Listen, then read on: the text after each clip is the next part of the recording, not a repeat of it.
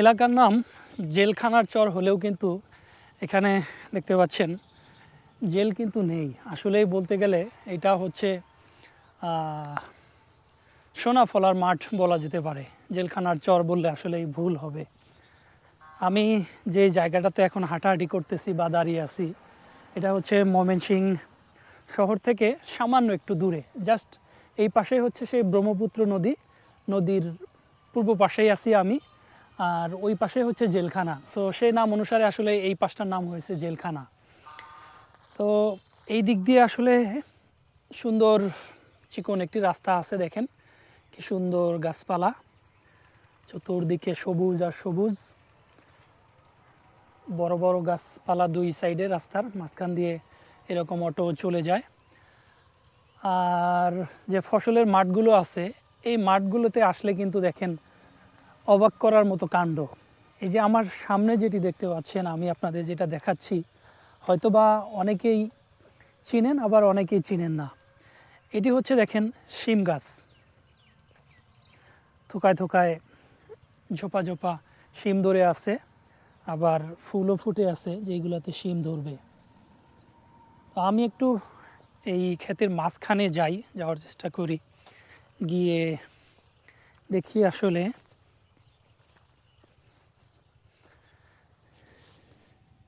চমৎকার।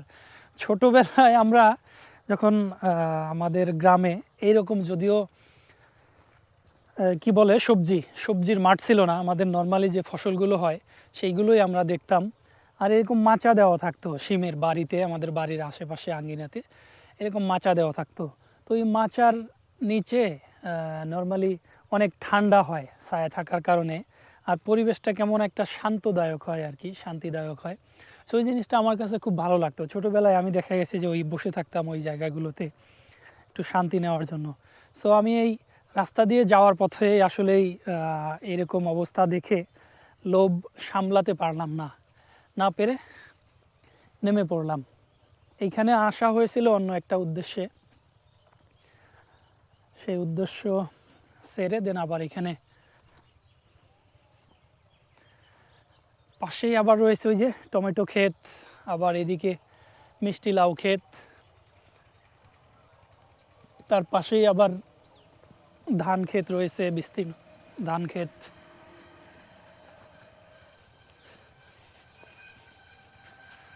পরন্ত বিকেল, দেখতেই পাচ্ছেন সূর্য পশ্চিম আকাশে অলরেডি ঢলে পড়ছে অস্ত যাওয়ার পথে। তো এই সময়টা কিন্তু আসলেই খুবই সুন্দর।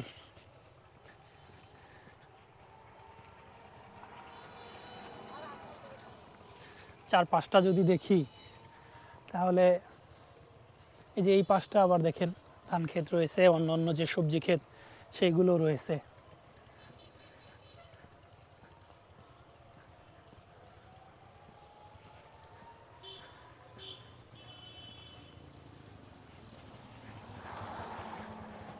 রাস্তাটাও খুবই চমৎকার।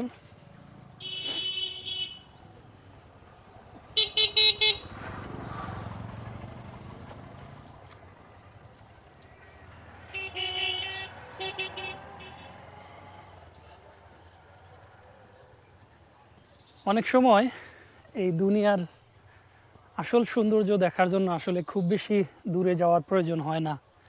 বাড়ির আশেপাশটা যদি আমরা দেখি তাহলে কিন্তু প্রকৃতির যে বেস্ট সৌন্দর্য সেটা কিন্তু আমাদের ধরা পড়ে যায়। আমি জানি না আপনাদের কাছে কেমন লাগছে, কিন্তু এর যে বেস্ট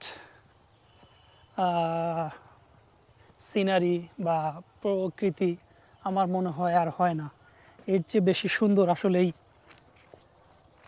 হবে কিনা আমি জানি না, কার কাছে কি ভালো লাগে। আমি পাহাড় ঘুরেছি, নদী, সাগর, বরফের পাহাড় সব কিছু ঘুরেছি, কিন্তু এই জায়গাগুলোর সাথে আসলে আমাদের নারীর একটা সম্পর্ক, জন্মের একটা সম্পর্ক, প্রাণের সম্পর্ক। সো এই জিনিসটা আসলে অ্যাভয়েড করা যায় না। আমি একটা ক্ষেতে চলে আসলাম, লাউ ক্ষেত, মিষ্টি লাউ ক্ষেত। দুজন কৃষক ভাই আছেন, ওনারা লাউয়ের ডগা সম্ভবত তুলতেছেন বিক্রি করার উদ্দেশ্যে। আমি গিয়ে দেখি ওনাদের সাথে একটু কথা বলার চেষ্টা করি।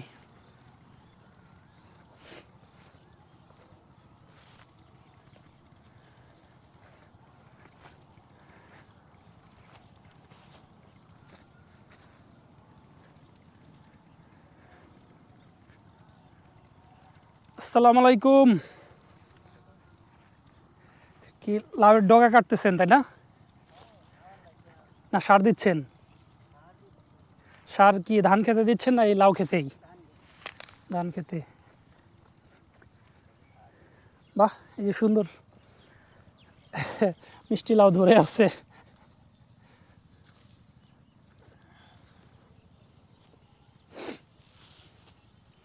নর্মালি এই শাক কত টাকায় বিক্রি হয় আপনার হাতে যেটা আছে?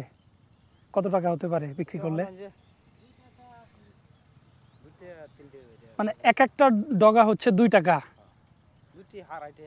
আচ্ছা, সেই হিসেবে আপনার হাতে যেটা আছে এটা কত টাকা দাম হতে পারে?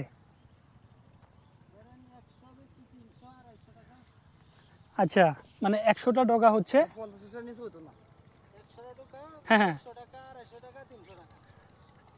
100 টাকা, 200 থেকে 300 টাকা, মানে এক একটা ডগার দাম পড়তেছে 200 থেকে 3 টাকা, সরি 2 থেকে 3 টাকা পড়তেছে এক একটা ডগা। এটা নির্ভর করে ডগার উপরে সাইজ, তারপর হচ্ছে ওইটার মান, তাই না? হ্যাঁ হ্যাঁ। আচ্ছা, আর কি কি এরকম সবজি চাষ হয় আপনাদের এই এলাকায়? যেমন শিম, লাউ, টমেটো, সব ধরনের। এই ক্ষেতগুলো আসলে কোথায়? এই সবজি ক্ষেতগুলো যেগুলোতে সবজি মানে তরু তরকারি চাষ হয়, এগুলো বেশিরভাগ কোথায়? ওই সামনের দিকটাতে বেশি, মানে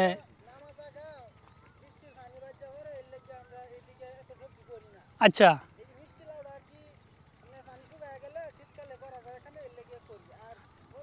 তুলনামূলক একটু উঁচু জায়গা যেখানে, ওইখানটাতে হচ্ছে অন্যান্য সবজি। হ্যাঁ, আচ্ছা আচ্ছা।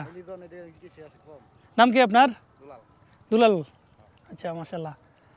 আর যে বাজারজাত কৃষি, হ্যাঁ হ্যাঁ, ওই সাইডে। আচ্ছা, সব ওই সাইডে।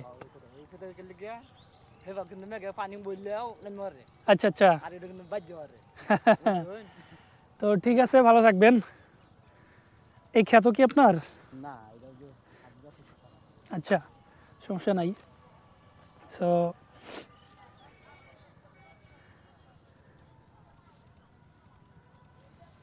আমি একটু খেতে,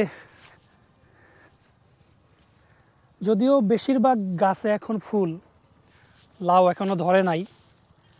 হ্যাঁ, লাউ আছে, সেটা পাতার নিচে আসলেই দেখা মুশকিল। হ্যাঁ, এই যে, এই যে একটা আপনারা দেখতে পাচ্ছেন। হ্যাঁ, আচ্ছা, এরকম ধরে আছে এখানে, কিন্তু আসলে শুধু যে মিষ্টি লাউ বা মিষ্টি কুমড়া সেটা না, এটা যে ওই যে যেটাকে আমরা জালি লাউ বলি, সেটাও কিন্তু এখানে আছে। যেমন হচ্ছে যে সাদা ফুল যেটা ফুটে আছে, এটা কিন্তু জালি লাউয়ের ফুল, সাদা ফুলটা, এই সাদাটা।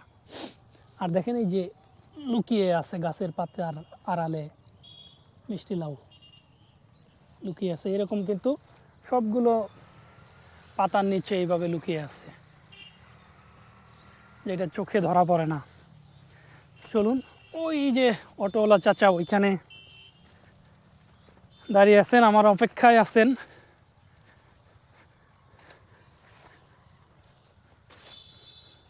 আসলে আমি বেশ কিছুদিন যাবৎ প্ল্যান করতেছিলাম যে এরকম একটা জায়গায় যাব, যেখানে গেলে আসলে মনের একটা শান্তি মিলবে, একদম প্রকৃতপক্ষে যেটাকে শান্তি বলা হয় সেটা মিলবে, একদম শৈশবটা ফিরে পাওয়া যাবে, এরকম একটা ফিল আসবে, প্রশান্তি আসবে সেই জায়গাটা।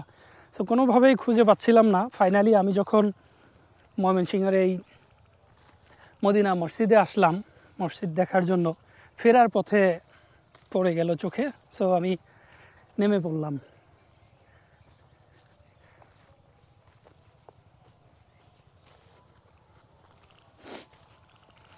চলুন আমরা অটোতে গিয়ে উঠি, উঠে দেখি সামনের দিকে কিন্তু আরও ওই যে নানান ধরনের সবজি ক্ষেত আছে।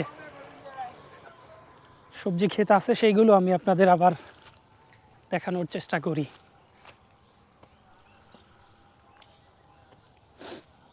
কাকা সামনে চলে আসেন।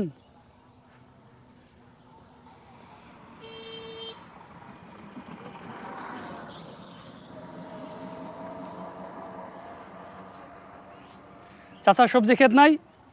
না, আমার সাথে নেই। আচ্ছা, আপনার শুধু এই অটো। আরেকটু সামনে আসেন। তো চাচার এই অটোতে উঠে আমি ঘুরতেছি বিভিন্ন সময় বিভিন্নভাবে। চলুন, বিভিন্ন সময় বিভিন্নভাবে ঘুরতেছি, কখনো বাসে, কখনো সিএনজি চালিত অটো রিকশায়, আবার কখনো এরকম ব্যাটারি চালিত রিকশায়। এইভাবেই আসলেই চলছে। যারা জানেন যে আমি আসলে জব করি, সপ্তাহে 2 দিন ছুটি থাকে, শনি রবি। 5 দিন আমি কাজ করি, আর 2টা দিন হচ্ছে আমি এইভাবে ঘুরে বেড়াই। এটা আমার অক্সিজেন হিসাবে কাজ করে। আমি যে বাকি 5টা দিন কাজ করি, সেটা শক্তি যোগায় আসলে আমার এই 2টা দিন, যে 2টা দিন আমি প্রকৃতির মাঝে মিশে যাই।